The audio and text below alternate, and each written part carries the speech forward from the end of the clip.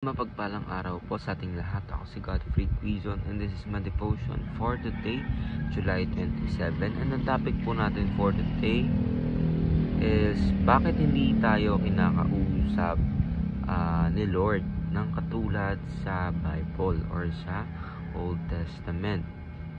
So, nabasa ba ito? Hindi pala nag-ano lang yung cellphone ko na. So, ang ating concept po na personal address.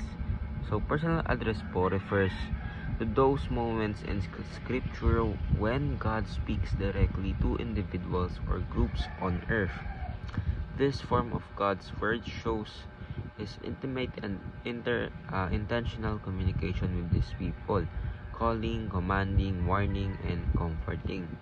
Personal address highlights God's sovereignty and relational nearness. He is not distant or silent. He speaks with authority and love. Though today we don't hear God's audible voice as in the days of Moses or Paul, He still personally addresses us through Scripture by His Spirit, convicting, guiding, and assuring us in our daily walk with Him. So, ang ating Scripture for today is Genesis chapter 12, verse 1.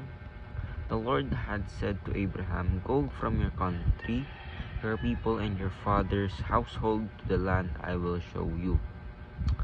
So, dito sa scripture kasi, kinakausap directly ng ating Panginoon si Abraham.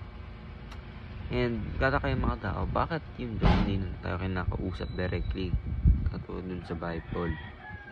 So, ang reason kasi niyan sa ating teaching, why doesn't God speak to us audibly today?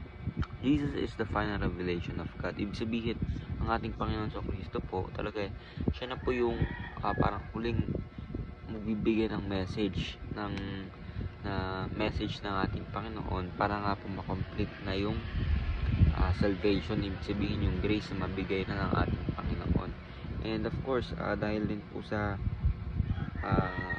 lahat ng kailangan natin is nasa Bible na, diba? So, kumbaga yung mga kasagutan nung nasa Bible na. And of course, ang ginagawa pa ng Santo Espiritu sa atin ay kinoconvict niya po tayo na lumapit lalo sa Bible kapag tayo po ay may questions, may katanungan, naguguluhan sa life. So, ayan. So, second teaching is we already have the Bible as the Word of God. Kasi of course, final revelation na nga po ng ating Panginoon. So, that is why kailangan tayo as people dito sa 2000s, diba? 2,000 years after Christ's death is dapat tayo po ay tingnan natin kung ano po ba yung mga nakasulat sa Biblia. Kasi ayun po yung message ng ating Panginoon sa atin. So, third teaching is God speaks to us through the word and the Spirit. So, sabihin yung Holy Spirit po yung talaga nag-guide sa atin everyday.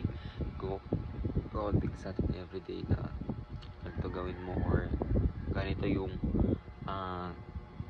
basahin mo yung Bible or dito yung kailangan mo scripture, diba? So, talagang hindi na po natin kailangan hanapin yung audible, nakakausapin po tayo ng ating Panginoon kasi final revelation na po ang ating Panginoong Jesucristo. So, ayun lang po, ako si Godfrey Quizon and this is my devotion for today, July 27. Sana po ay marami kayo natutunan. Ayun lang po, and God bless.